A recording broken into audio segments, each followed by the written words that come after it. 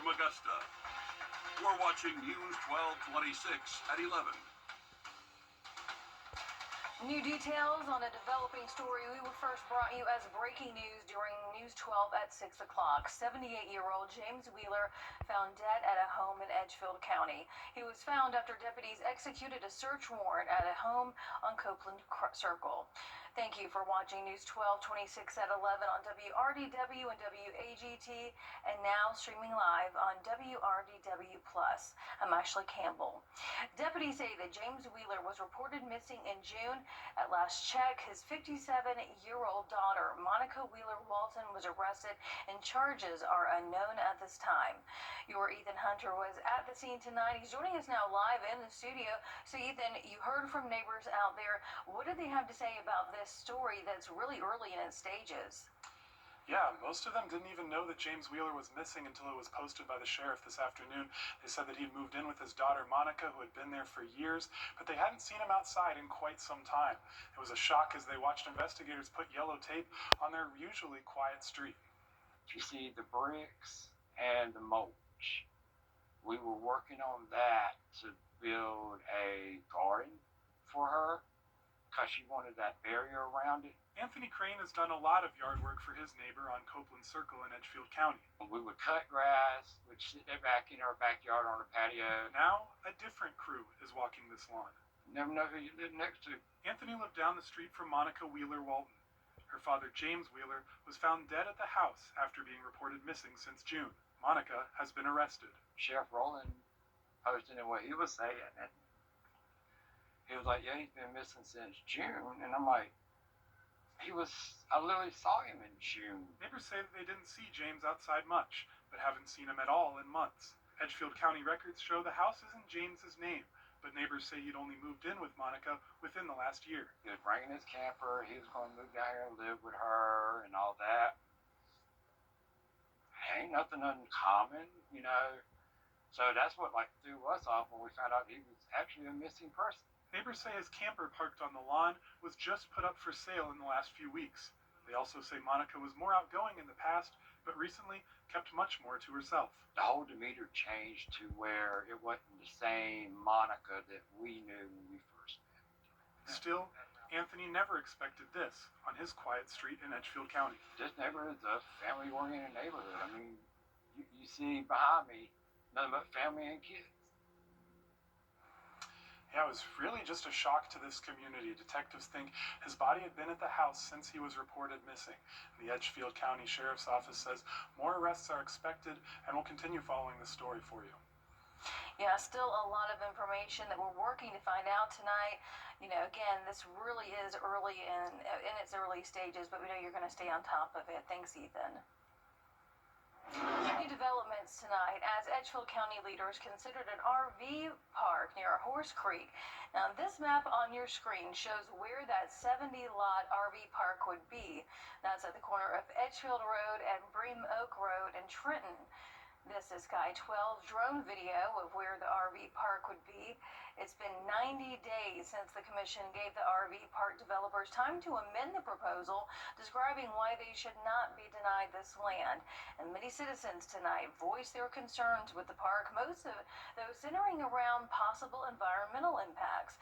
The developer also spoke before the vote tonight, lobbying for the RV park and also acknowledging some of the concerns of the community. Ultimately, city commissioners decided in a 3-2 vote, with one member abstaining, to approve the preliminary application for the RV approval tonight. That proposal still has to go through more hurdles before it can be fully developed. To weather now is to give you a live look over our station where it is finally feeling like fall, Emily. Yes, and I am loving these cooler temperatures for us. Thankfully, overnight tonight, we're going to feel like fall for us. 56, that average morning low. So headed out the door early tomorrow morning. definitely want to have a jacket as you head out the door. Like I said, we're going to be in the 50s. That's about 9 degrees cooler than what we saw this morning. So a little bit of a difference there. Tomorrow afternoon will be about 5 degrees cooler than what we saw today. We'll be in the low 70s for us to kick off or to end our afternoon. Those average high temperatures for the end of our week. Very breezy conditions still sticking around as we go throughout our Friday, even into our weekend as well. But if you have any under the lights plans for some Friday night football, just make sure you have that jacket with you as well. We're going to be in the 60s at kickoff, but dropping very quickly after sunset into those lower 60s. And again, it is going to be breezy at times, so a jacket, a blanket, not a bad idea to enjoy those under the lights. I'll have a look at your weekend forecast coming up. We have sad news tonight out of the city of Grovetown as officials say that the city historian Charles Lord has died today. City officials say that the 80-year-old had volunteered for the past 25 years at the Grovetown Museum. If you have been through that museum, chances are you have seen Mr. Lord. He has put everything that's in there has come from his mind. He has spent time collecting and identifying artifacts while sharing the history of the town that was one of his favorite things to do, and he also was a former city councilman who helped install some of the first sidewalks in Grovetown. He is certainly loved out there, and he is going to be missed. Former Georgia Lieutenant Governor, currently in the race for Governor Jeff Duncan, met with voters in Augusta. Hundreds of strangers have come together for a local toddler's birthday after one mom's plea on Facebook went viral. She was inviting someone to be at his birthday party. So neighbors are now offering to make t-shirts, bring food, provide entertainment, and more for soon-to-be 3-year-old Zamir Watson. Your Kayla Lopez met with his mom today, who says this celebration is about more than just a birthday party. It's something no parent wants for their child. It was another year, and I didn't feel like my kids was gonna have any type of normal birthday. So mother of 4, Brianna Harper, took to social media and hoped for a miracle. At the time, I think it had like 400 likes, and I was like, whoa. And then I started looking at the comments, I was like, whoa. It grew, and before she knew it, hundreds of people committed to attending a party she never thought was possible. In those strangers, I have literally created grandmothers, uncles, cousins, baby cousins, everybody in between. A surprise greater than something you could wish for on a candle.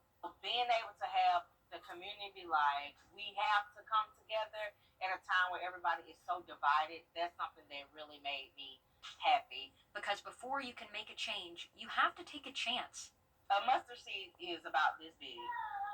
Take that leap. Use that faith, and you don't know what will happen. Because I definitely did not expect this to happen whatsoever. And you may just find exactly what you needed, even in the most unexpected places.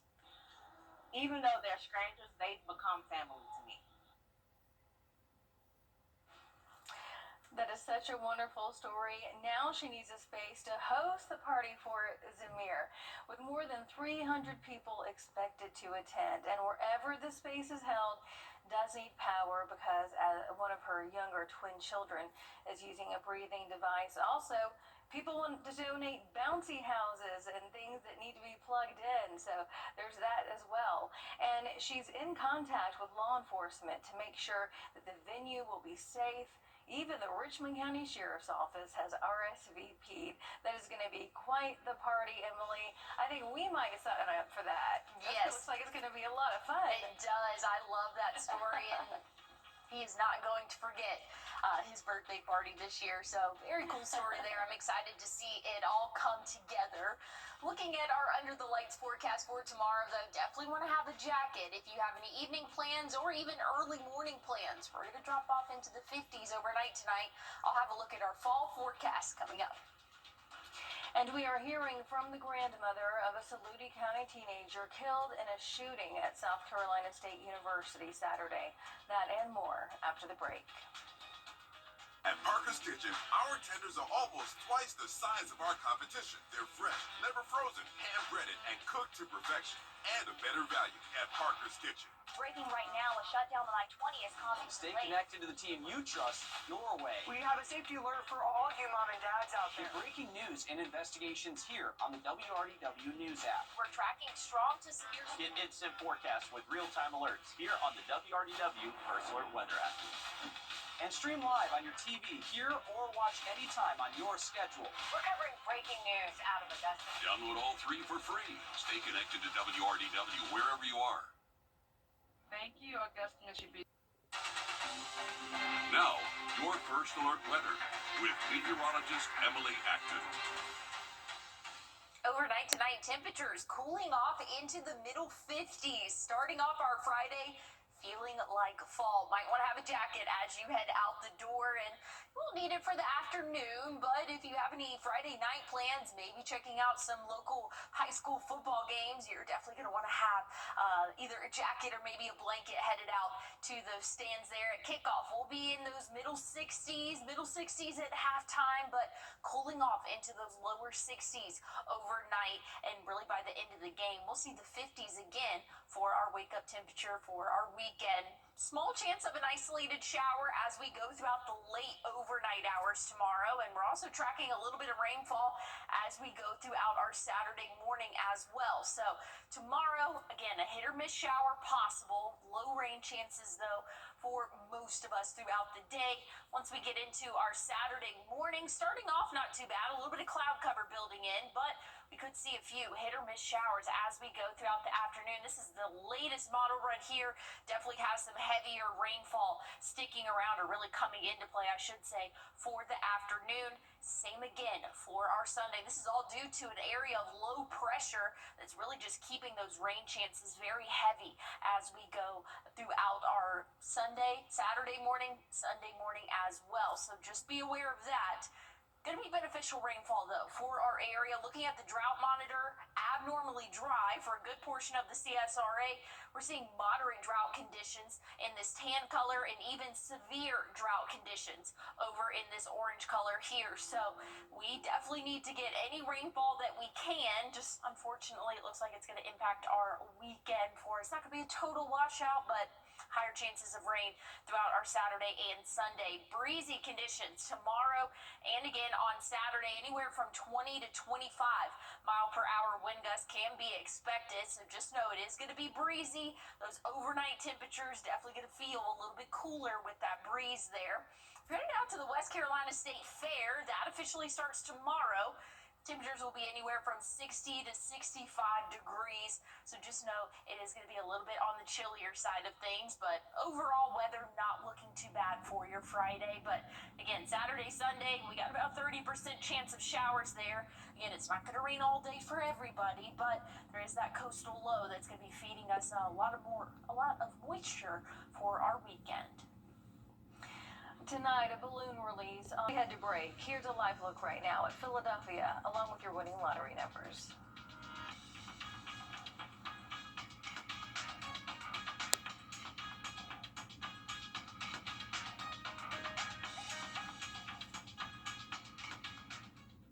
Closed captioning is brought to you by Hug and Spiel. What's with all the goats? Goat. George's outstanding attorney team?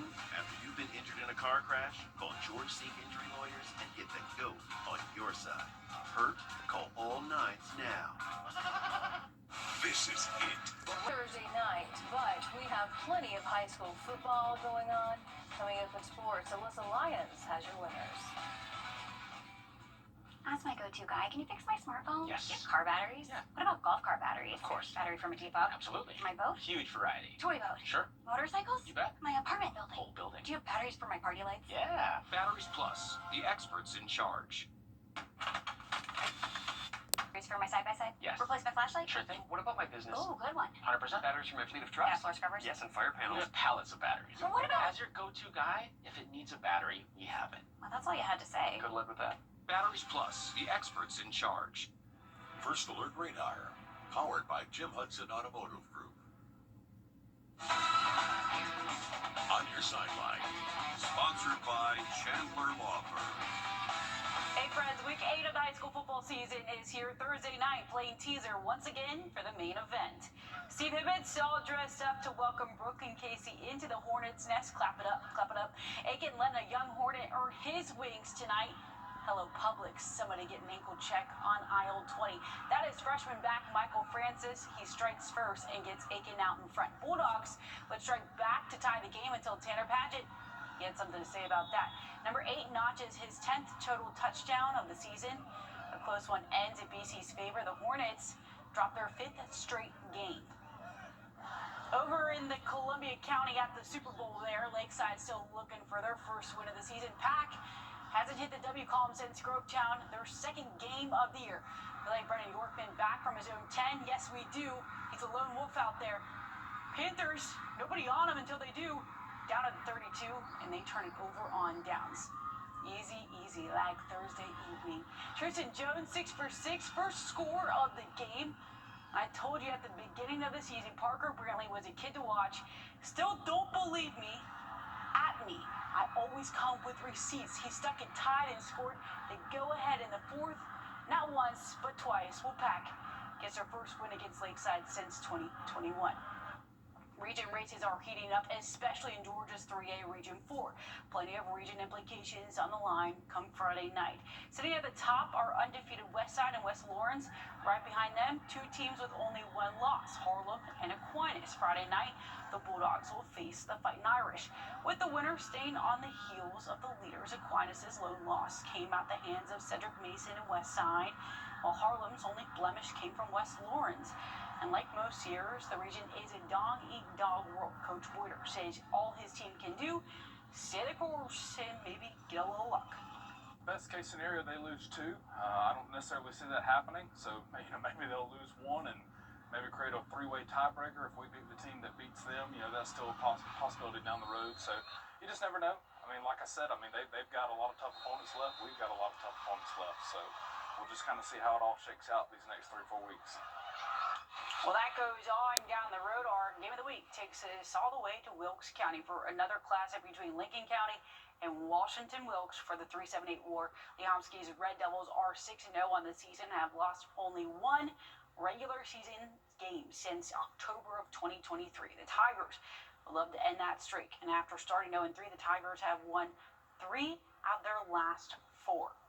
Okay, Georgia already survived their first SEC road test. Tennessee is a tough place to play in. Jordan Hare may be harder. Alabama would know. The Young Dogs will be called on once again. Gunnar Stockton, the 2 true freshmen on the offensive line who didn't have a single false start in Knoxville. Kirby hoping those nerves stay back with the bus. We practice in that. We create an environment of chaos and noise and try to create confusion and do things so that we have to communicate in that. So our guys get to practice in it. We'll have to go out and execute. I don't know what increases from game 1 to game 2 on the road more. I think, you got a lot of freshmen that now may not have as much anxiety because they've done it once. There's certainly more anxiety the first time you do it, but it's not like that goes away. Dogs get the prime time slot, and that is 7:30 Saturday night.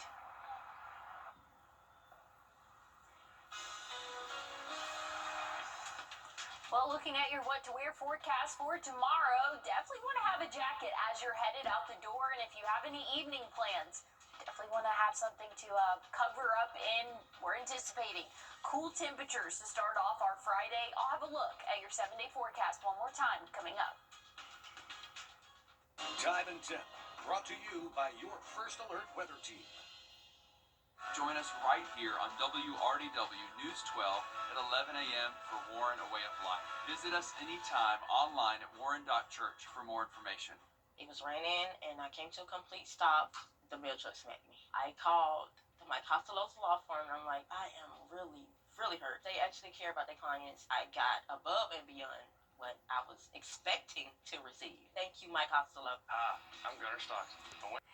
All right, take a look at this. Historical pieces of hair need a new home. Layla's Hair Museum in Missouri has locks of past presidents, Marilyn Monroe, and many more. Look at that. It also features jewelry woven from hair of the dead.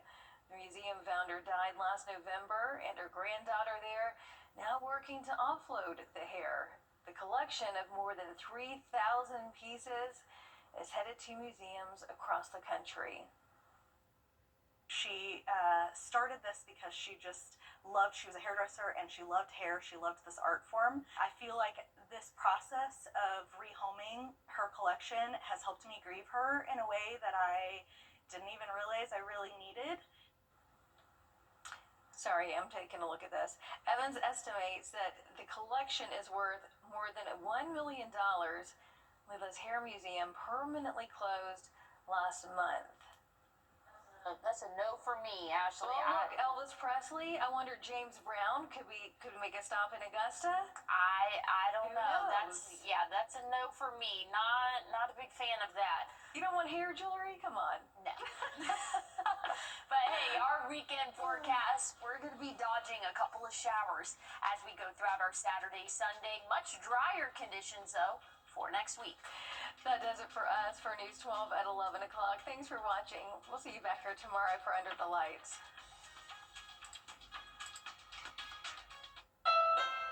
Want a car as successful